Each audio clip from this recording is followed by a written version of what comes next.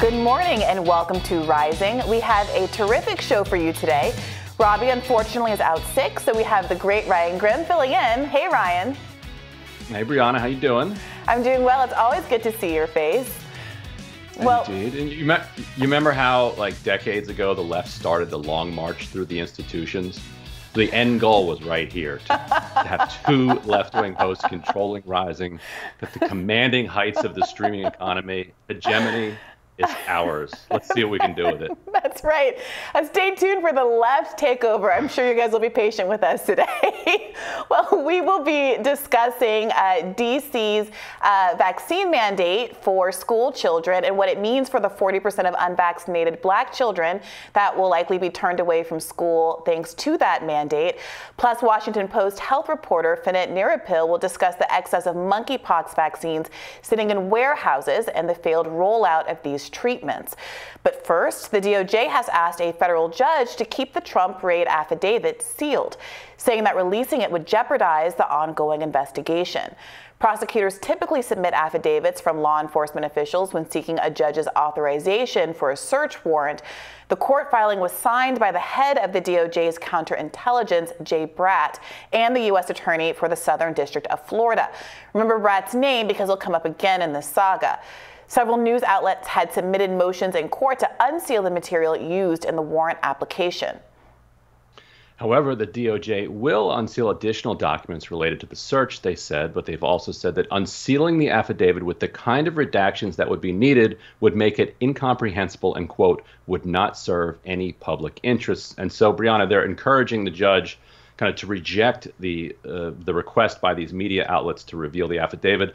They said that, I forget their exact phrase, but something like there would be extraordinarily devastating consequences to witnesses. It seemed to be, kind of teasing this mole that they're claiming that they have inside the Trump administration, that if the affidavit appears, that there would be enough clues that people would be able to piece together, who the mole is. Maybe it says, unidentified son-in-law of former president, and something like that. What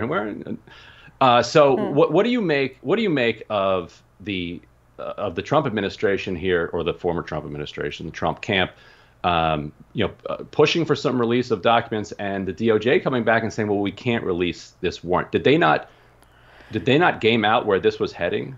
Yeah, it's difficult because on one hand, we do have a record of Donald Trump reaching out to people who have been witnesses. We saw this in the context of the 1-6 hearings, in a move that has been described by some liberals as witness tampering or attempt to effectively witness tamper, and it is understandable why whoever it is that tipped off information or has been helping with the investigation would want to be kept private until the investigation is at least at a certain point where there's not the risk of foiling it in some ways.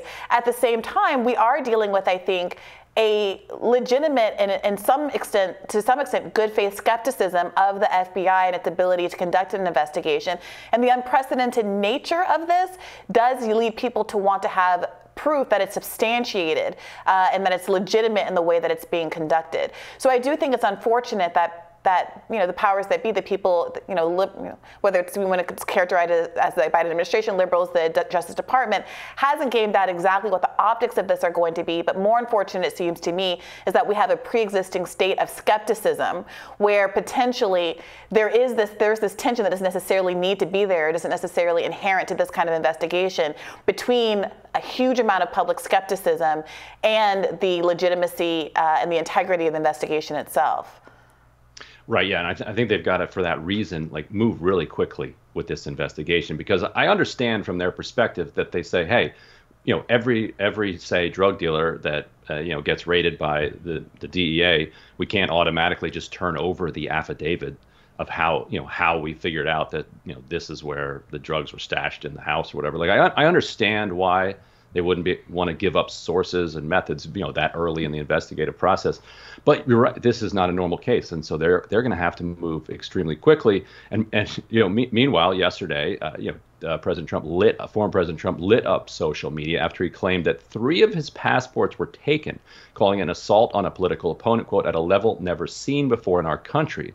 And while no other outlets have yet formally disputed this claim, CBS's Norah O'Donnell appeared to have an inside source and tweeted, quote, according to a DOJ official, the FBI is not in possession of former President Trump's passports, which is an interesting phrasing, doesn't deny them being taken, just says that they're not currently in their possession.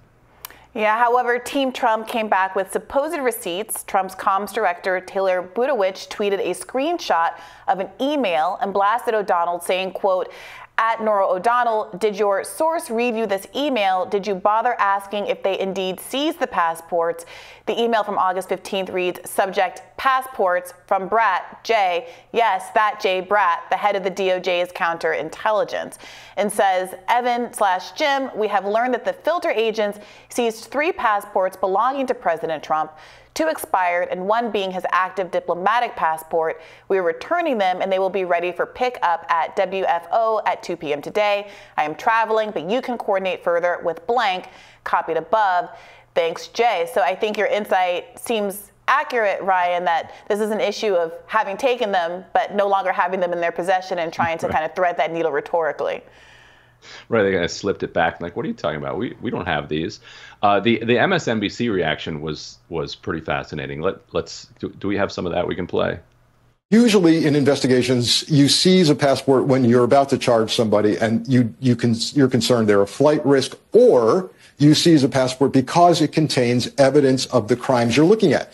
The warrant says agents can seize evidence of crimes they're looking at. What are the crimes they're looking at? Espionage? Great. So what would that mean? Well, his travel record is in his passport.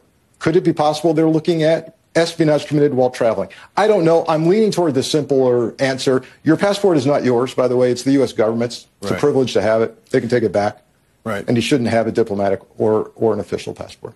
Yeah. Those might be some of the dumbest things I've ever heard. I mean, what are you talking about? Trump's travel records? This is the president of the United States. When was this guy, slipping off? It reminds me of, okay, did Michael Cohen go to Prague and meet with Russians? And that one they couldn't even actually nail down. But if Donald Trump went to Prague, like to meet with Russians, or he went to the Seychelles for some secret meeting with Eric Prince, I think we would know if Donald Trump made a trip out of the country. Would we not at flight risk? Right, like, for the same reasons. This is the most recognizable guy on the country. Exactly, Where's he going? exactly.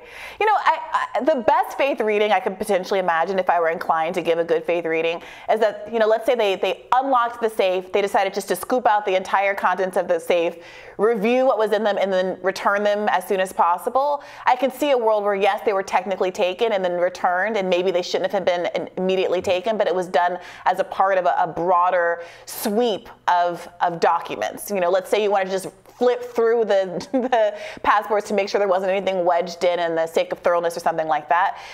Some people might still think that was not legitimate or something that shouldn't have been done, but I don't know that there's necessarily nefarious intent. But I completely agree with you, Ryan. The idea that Trump is a flight risk, or that he has all of these uncharted trips as the president of the United States that needed to be confirmed or disavowed by looking at his passport, is pretty incredible. Imagine being the passport guy who's like looking up and seeing Trump come back through. Like, interesting. At minimum, this is some serious recklessness, because they took 20 boxes. They've got a whole bunch of quote unquote filter agents. The passports are very recognizable documents. You can go through 20 boxes, because this is high stakes stuff. If this is just a run-of-the-mill FBI investigation, all right, you sweep up some passports, you hand them back the next day. You don't accidentally sweep up the former president's passports if you're trying to take this seriously, and it suggests that there isn't the seriousness being given to it that needs to be. Yeah, well, this is the question, and why people are so curious to know what's in the affidavit, because if it really is just this issue of documents that were confidential in nature that should have been returned on a routine basis, but don't necessarily contain information that is a special security risk or risk to the country or taken for nefarious reasons, then people want to know that, because the implication is that the unprecedented nature of this search is because there was evidence that there was something in Trump's possession that warranted an intrusion like this, that warranted not just waiting for Trump and his people to get their act together and finally turn over these documents. And that's not to say it's an excuse for them feet dragging the way they apparently have done in returning these boxes of documents. But without more, the feet dragging doesn't seem to be enough to have warranted this kind of intrusion. That is why there's all this scrutiny on the affidavit. And I really do hope, for the sake of, you know, the kind of liberal political context, that there is a there. Yeah, and I think they need to be, as because they said they're going to release some more documents, whatever the judge says they're going to release more, and they need to be as descriptive as possible, because I worry that we're headed to a place where, you know, from the right, you're going to have, doesn't matter what's found in these boxes, because if it's something bad, the FBI planted it there, and if it's not something bad, then this shows that they shouldn't have been in there in the first place. And from the kind of Democratic perspective, they're going to, you know, they can always say, well, the things that are in there are so secret that we just can't tell you. Yeah. And so you will always have a faction of kind of anti-Trump folks who, no matter what comes out, are going to be, well, it's nuclear secrets, it's nuclear codes. Although, which would be hilarious if he stole the nuclear codes and they didn't change the codes when you have a new president. That's exactly the issue. If it's that serious, at a certain point, it's an indictment on the FBI for having waited this long to actually get in there and get it. And with respect to the idea of it being nuclear codes, I will say that I've seen some conservatives move the goalpost even on that, where initially they were saying it has to be as serious as the nuclear codes, and now I saw one commentator at least saying, even if it were the nuclear codes, it wouldn't be enough. So I'm sure we'll see more political responses as we learn more information. We have no radars today due to Robbie being out, but we will have more Rising for you right after this.